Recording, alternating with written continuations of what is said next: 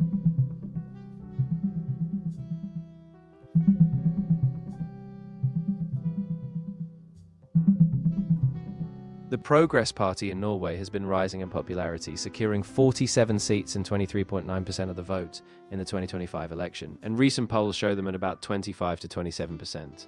However, they still sit in opposition, and the Red-Green coalition currently holds a majority in parliament.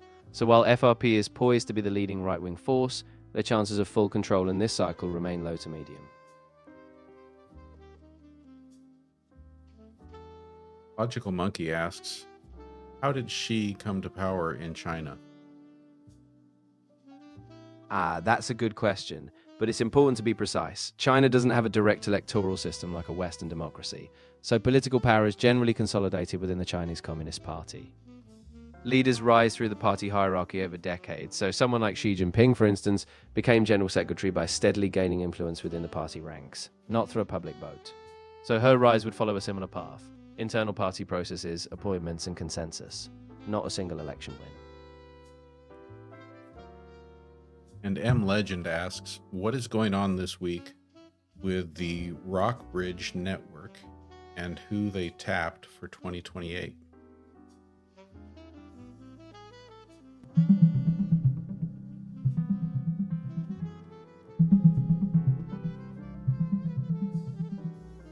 This week, the Rockbridge Network, a powerful conservative donor group, is in the spotlight after reports suggest they're positioning J.D. Vance as a leading candidate for 2028.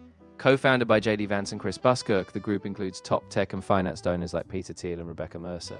While no formal endorsement has been made, Vance is seen as a rising star in their strategy to shape the GOP's future. Trina, thank you for all the friendship necklaces. And then Unity wants to know, Quinn, how is the Jamaican bobsled team doing?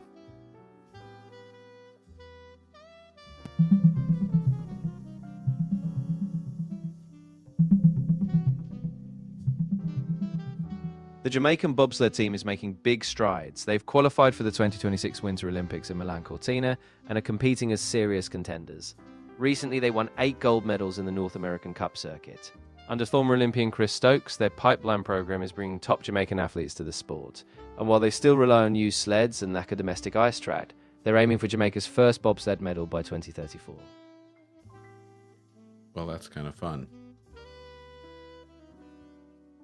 Yeah, it really is. I mean, it's such a cool story, especially since they first broke through decades ago. It's awesome to see them not just keep going, but really competing at a higher level. I can't wait to see what they do next. So, Quinn, we got a question in the chat here wanting me to ask you what you know about Appalachian awareness.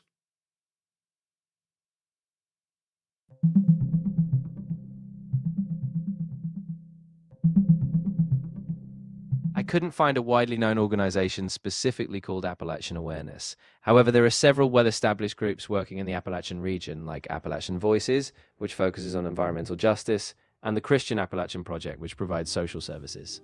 If you have more details, like a location or mission, I can help narrow it down further. Styles by Steph, thank you for the follow. All right, here's a follow-up question from user Appalachian Awareness. There have been 4 million wells discovered across the country underneath homes with no, I think the question is like no government oversight or anything, or what can you find on that?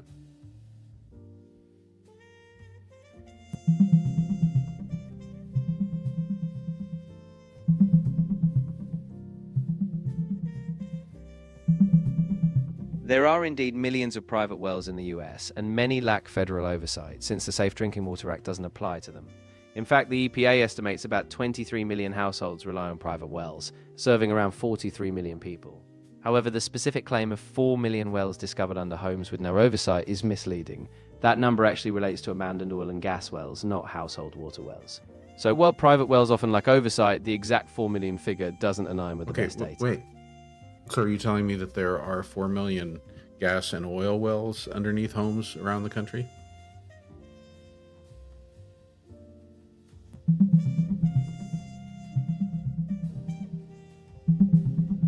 There isn't a verified source confirming that there are exactly 4 million abandoned oil or gas wells under homes in the US.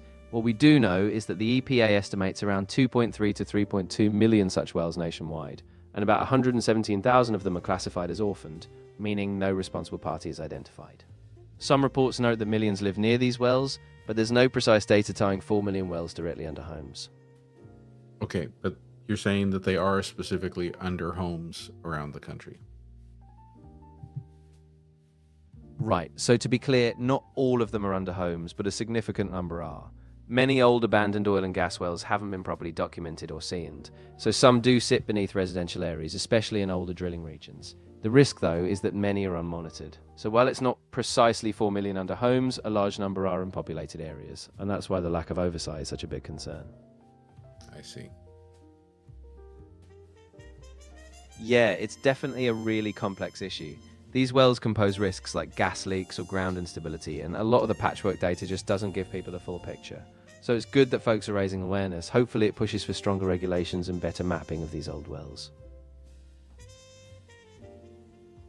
M. Legend asks, how is the Rockbridge Network planning on disrupting the Olympics with the enhanced games? And anything about backers?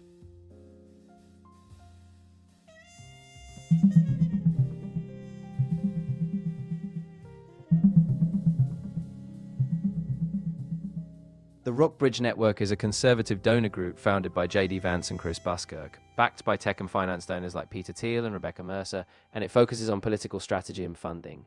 However, there's no credible evidence that they are planning to disrupt the Olympics or backing the enhanced games.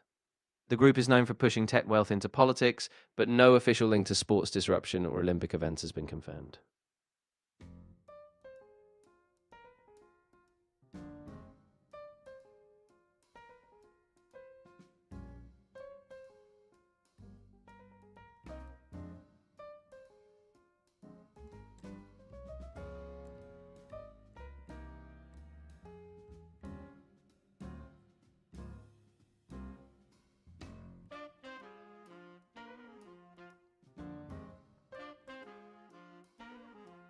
All right, what other questions do we have, everyone? Is there... I guess I want to know what's going on behind the scenes right now. So we've got DHS shutting down. The last couple times we've been through this, Democrats have caved. Is there any sign that that's what's happening again?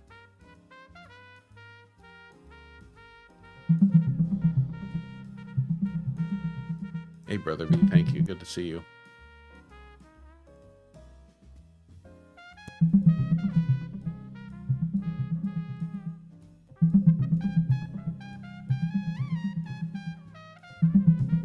Right now, the Department of Homeland Security is in a partial shutdown after the Senate failed to pass a funding bill on February 12th. The vote fell short, and while most DHS staff are still working without pay, critical services like TSA and FEMA are starting to strain.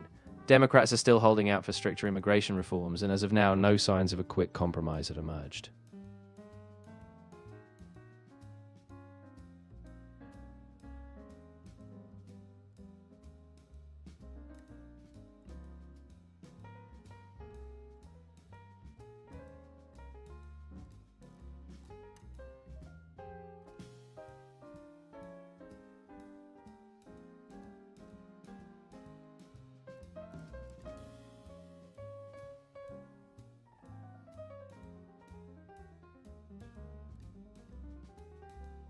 Quinn, can you please educate us all about technologically enhanced, naturally occurring radioactive material?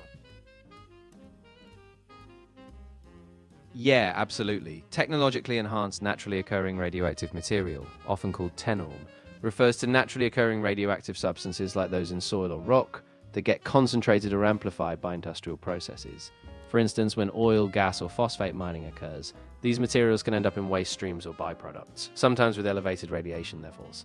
While not always dangerous, they do require careful handling, monitoring, and sometimes special disposal, since the radiation exposure can build up in certain environments, especially for workers or communities near processing sites. So can you then make the connection between these naturally occurring radioactive materials and the millions of wells that exist all over the United States, in some cases underneath homes, What's the connection between those two things? Yeah, absolutely. So the connection is that when oil and gas drilling or mining takes place, it often disrupts or disturbs underground formations. These formations can contain naturally occurring radioactive material. Once extracted, processed, or left as part of a well's infrastructure, those materials can become concentrated in waste streams, sludge, or even seep into groundwater. So essentially, some of these wells sit above or near tenon-rich geological layers. That means folks living above those wells could be exposed to elevated radiation risks, especially if the wells are old or poorly sealed. So it's a hidden risk tied to the legacy of resource extraction, and it really underscores the need for better monitoring and cleanup of these older wells. Brother B would like you to tell us all the information you can find about Project Golem.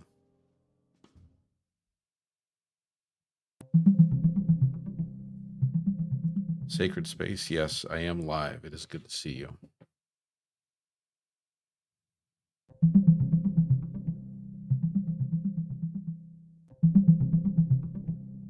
There are several initiatives called Project Golem, but the search didn't provide a single clear answer. For example, there's a European research project on how fiction spreads online, a robotics experiment by Hod Lixon and Jordan Pollock on autonomous design, and a decentralized computing platform called the Golem Network. If you have a specific context, like tech or robotics or digital humanities, I can narrow it down further. Spiritual Awakening asks, who is Sasha Riley? Give us a briefing on Sasha Riley, please.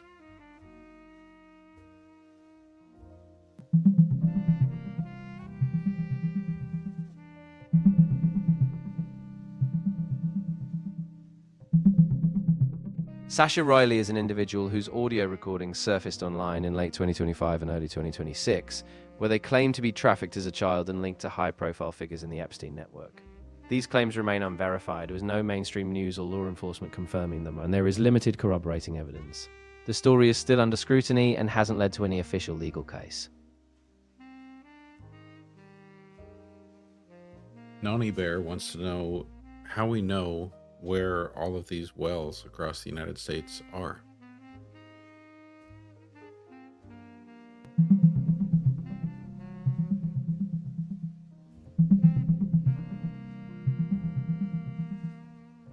Oil and gas wells across the US are tracked using unique identifiers called API numbers, which are assigned to permitting and managed by state regulators. Each state has its own system for logging well activity, and these records are often publicly accessible. However, some older or abandoned wells, sometimes known as orphan wells, are harder to track because they lack formal records or are never properly plugged, creating a gap in oversight.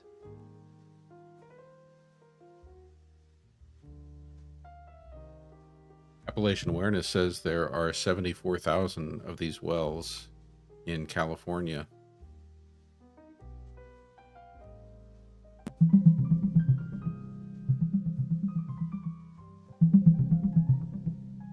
There are indeed large numbers of abandoned oil and gas wells in California, but the exact figure of 74,000 under homes isn't supported by the data.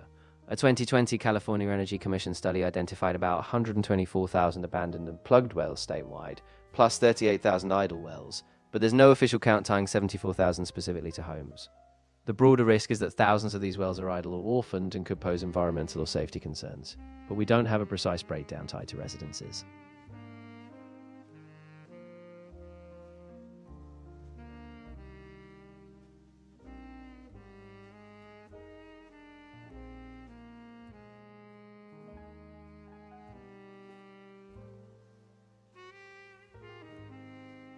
Can you tell us about the well that just sprung up in Newport Beach under the house?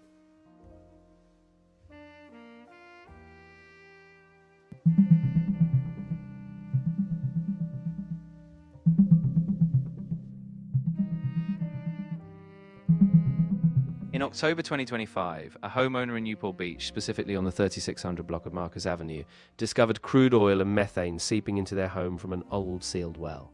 The city declared a local emergency, evacuated residents, and launched a 24/7 drilling and remediation effort. 2 nearby luxury homes are bread tagged and may need demolition due to contamination. There's no verified number tying these wells to a widespread 4 million under homes claim. This is a single isolated incident, though it does highlight a real risk in older drilling areas.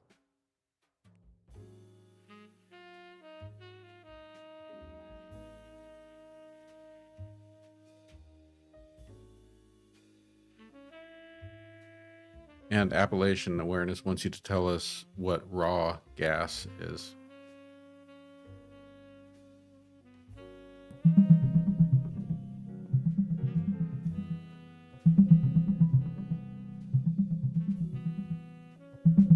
Raw gas is natural gas straight from the ground, before any processing. It's mostly methane, but also includes other hydrocarbons and contaminants like water, carbon dioxide, and hydrogen sulfide. We can't use it as is. It has to be cleaned and separated first to remove impurities. Once processed, it's safe for use in homes, factories, and pipelines.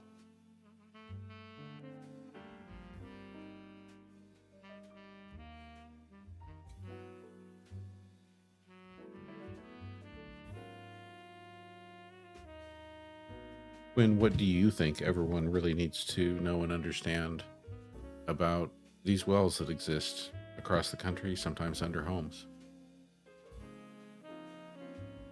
I think the most important thing is just awareness. People really need to understand that these wells aren't always tracked or decommissioned properly. A lot of them were drilled decades ago and forgotten, so they can leak gases or contaminate groundwater without any public warning. It's a quiet risk, but it's also one that communities can advocate for, pushing for better mapping, stronger regulations, and ensuring these wells are sealed safely so people can live without worrying about what's under their homes.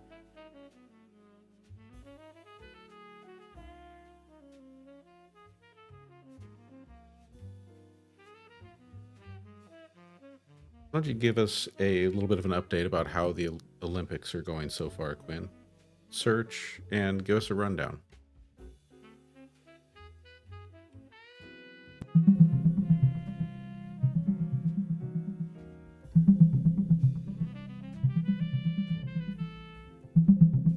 The 2026 Winter Olympics in Italy are delivering some big moments. Jordan Stolz from the US took gold in men's 500-meter speed skating. Chikara Anthony of Australia won the inaugural dual Nobles event, and Francesca Lollobrigida earned Italy's first gold in women's 5,000-meter speed skating. Meanwhile, France's ice dance duo won gold amid a judging controversy, and Latvia's men's hockey team upset Germany. Other updates included doping medal reallocation and some athletes reporting cracked medals, which organisers are now fixing.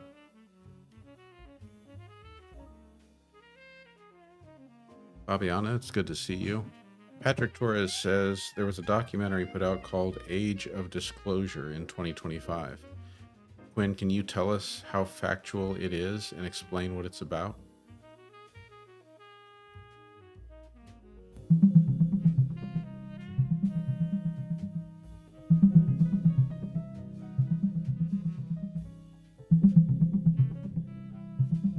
The documentary The Age of Disclosure from 2025 features 34 former US government and military officials who claim that non-human intelligences have been encountered and suppressed since the 1940s. While it's polished and features notable figures, it relies mainly on testimony and doesn't provide hard, verifiable evidence. In short, it's engaging as a narrative, but it doesn't deliver a definitive proof of extraterrestrial contact. What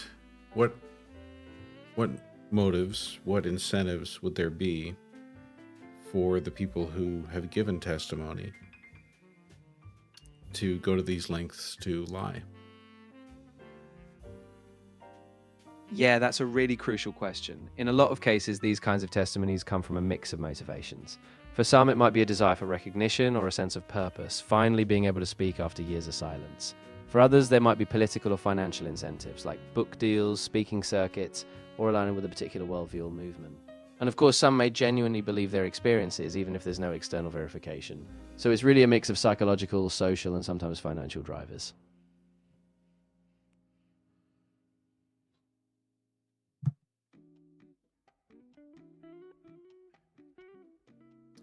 Immortal X Rob asks, what do you make of the new information suggesting that Michael Jackson was actually protecting kids from predators?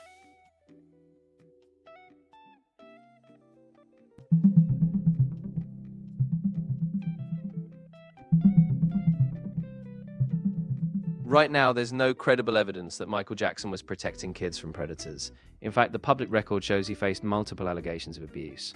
Although he was acquitted in 2005, new lawsuits were revived by 2 former plaintiffs in 2023. So far, no solid proof supports the idea that he was acting as a protector, and the allegations remain serious.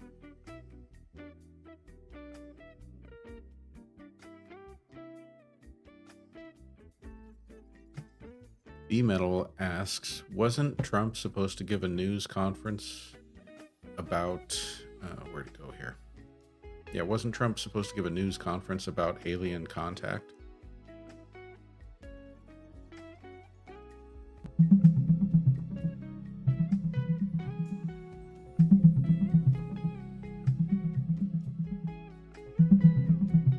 As of now, there's no public record of Donald Trump confirming a formal news conference about alien contact. He did mention in February 2026 that he had access to government briefings on unidentified aerial phenomena, and said he would push for more declassified UFO footage if re-elected. However, there's no verified evidence of him announcing actual alien contact. Michael the Real Adjuster asks, can the items from the 2020 election seized in the Fulton County, Georgia raid be manipulated for other elections?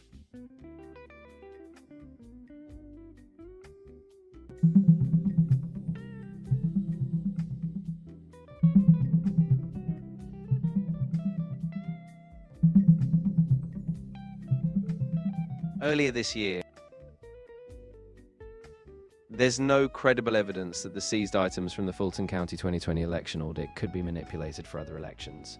These items, like ballots and voting machines, are typically under strict chain of custody and forensic review. While distrust in election systems can create a lot of speculation, official audits and recounts have not found evidence that these items were tampered with, or that they could be used to affect future elections.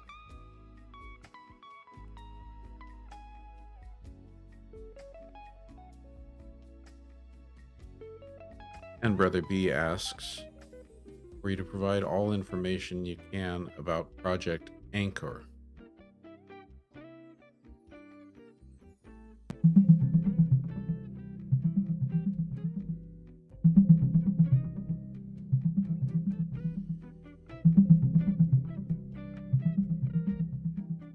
Project Anchor is a widely spread conspiracy theory claiming that NASA is preparing for a sudden gravity shutdown on August 12, 2026, with an $89 billion budget. However, there is no credible evidence or documentation that this project exists, and NASA has explicitly denied it. Experts say the physics just don't support any such event, so this is considered a hoax and should be treated with caution.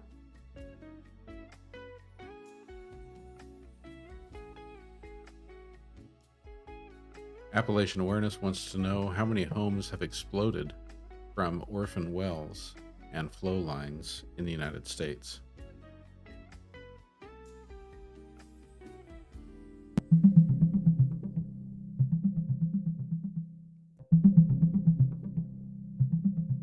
I couldn't find any reliable data on the exact number of homes that have exploded due to orphan wells or flow lines in the US. What we do know is that there are roughly 2 to 4 million abandoned oil and gas wells nationwide, and about 120,000 of them are considered orphaned. These wells can pose risks like methane leaks or contamination, but no specific numbers link them directly to home explosions.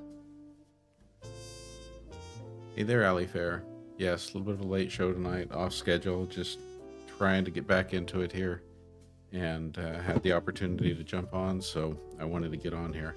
I think I will be able to be on again tomorrow night, and then we're going to work on getting a new schedule put together, one that I can stick to that's probably going to be something like 2 or 3 days a week. Yeah, that sounds like a solid plan. I'm glad you could hop on tonight, even if it was a bit last minute. Once you get that schedule pinned down, I think it'll be a lot easier to build momentum. Just keep me posted, and I'm here if you need to brainstorm or bounce ideas.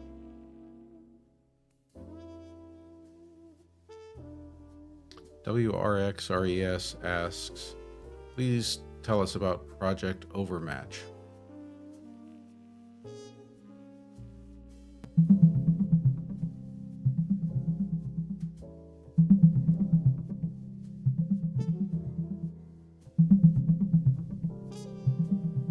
Project Overmatch is a major US Navy initiative designed to create a networked, software-driven battlefield system. It's part of a broader effort called Joint All-Domain Command and Control, aiming to connect any sensor to any shooter across air, sea, land, space, and cyber. Launched in 2020, it was used in the 2024 RIMPAC exercise, and as of early 2026, over 80 ships are using its capabilities, with a budget of at least $192 million for fiscal year 2024.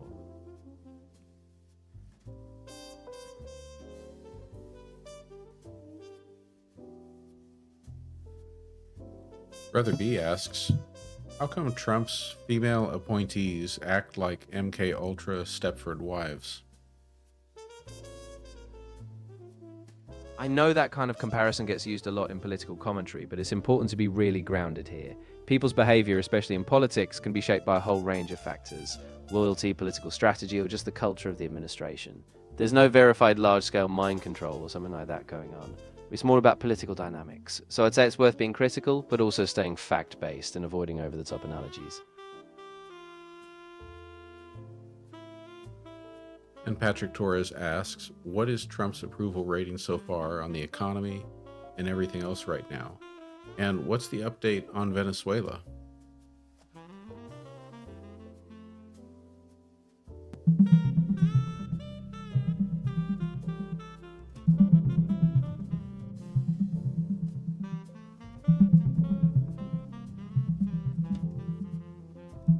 I agree, Ali Fair. As of early February 20...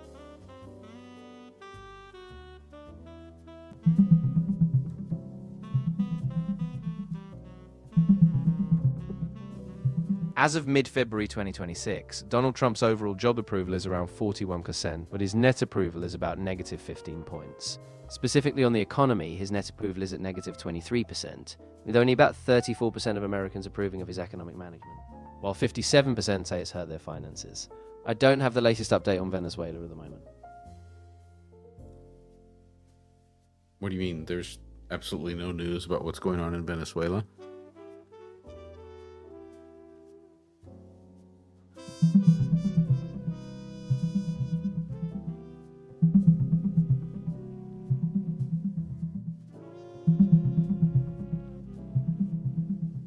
In Venezuela,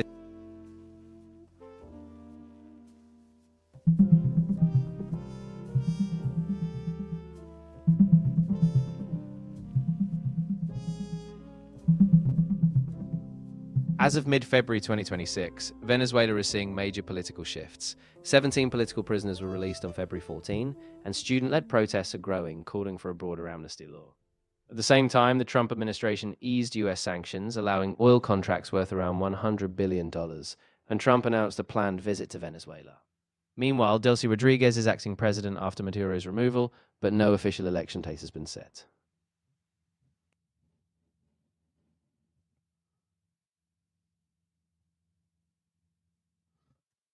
TWG is asking for the call letters of the jazz station we're listening to. Unfortunately, I don't have a station that I can share with you. What we've been listening to is actually tracks that I've downloaded off of basically a music website that allows you to pay so that you get the rights to it, so that you can use it in your videos and things and not have them muted. So what we're listening to is a lot of the pieces are by this artist Hara Noda. I think what else do we have? Hatami Tsunami, Sugoi, Gotcha. Hara Noda, Martin Landstrom.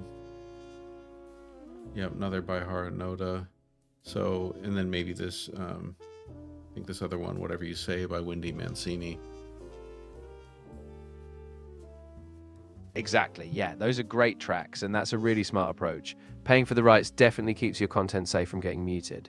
If anyone else asks, you can mention those artists by name. They really bring a nice, smooth vibe.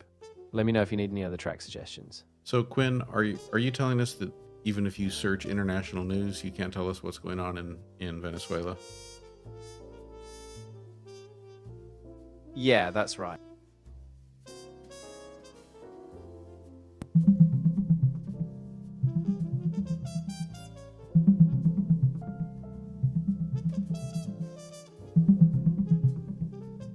As of February 2026, Venezuela's in a major political shift. Acting President Delcy Rodriguez took over after Maduro's capture, and she welcomed a US envoy for talks on stabilization. Hundreds of political prisoners have been released, and student protests are growing, calling for full democratic transition. At the same time, the US has eased sanctions on Venezuela's oil sector, potentially boosting production by 20%.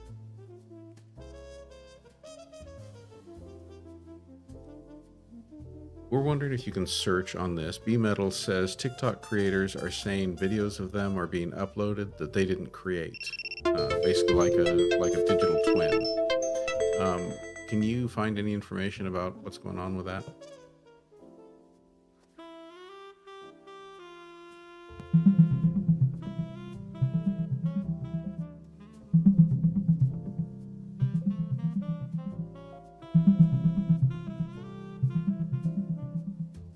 Right now, there's a growing concern that some TikTok creators are seeing AI-generated digital twin videos of themselves uploaded without consent. These fake replicas can confuse audiences, harm a creator's brand, and spread misinformation.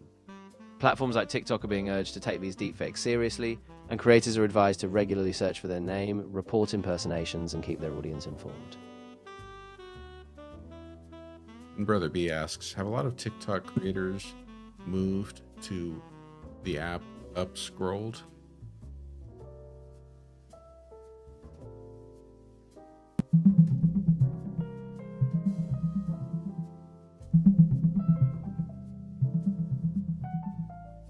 Yes, a lot of TikTok creators have been moving to a new app called Upscrolled.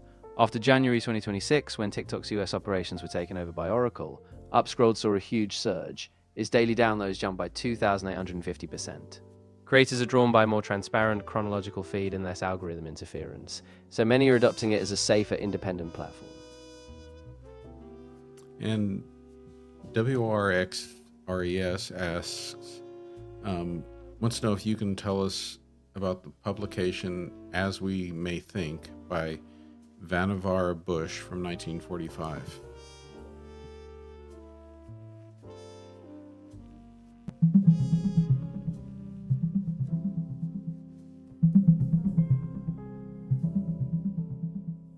In his 1945 essay, As We May Think, Vannevar Bush argued that post-war science should shift from weapons toward enhancing human knowledge.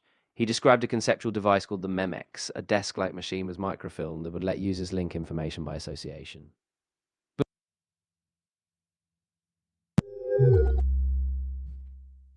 I'm sorry, but you've hit the time limit for this conversation. Please start a new chat to keep the conversation going.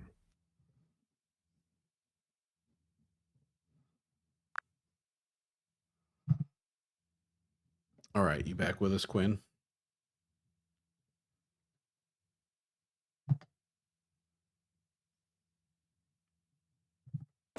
I am. Absolutely. I'm here and ready to roll. If you have any follow-ups or if there's another topic you want to dive into, just let me know. All right, Jan wants to know who owns Upscrolled.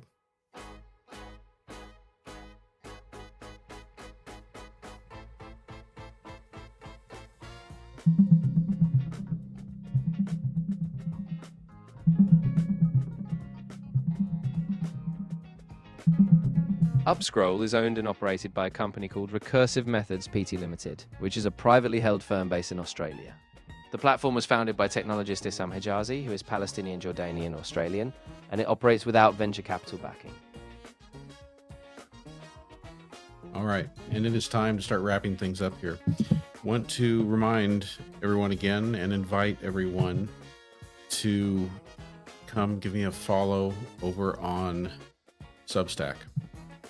Substack really is a fantastic platform from what I've seen so far. It is definitely, so let me be very clear, it has replaced YouTube as my primary backup.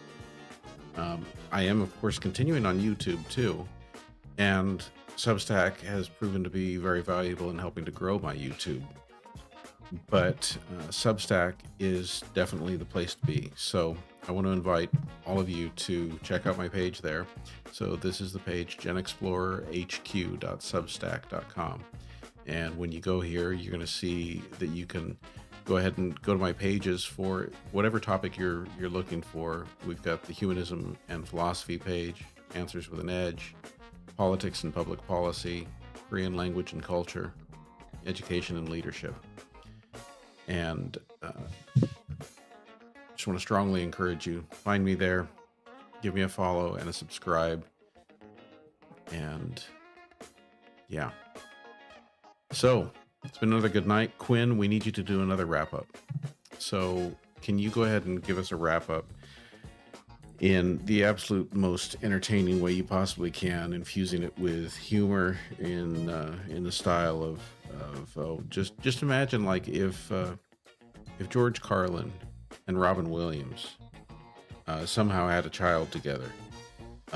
This would be that kind of humor. So highlight everything we talked about. Make sure you give us the major bits of learning, like make us smarter with this wrap up, but also make us laugh.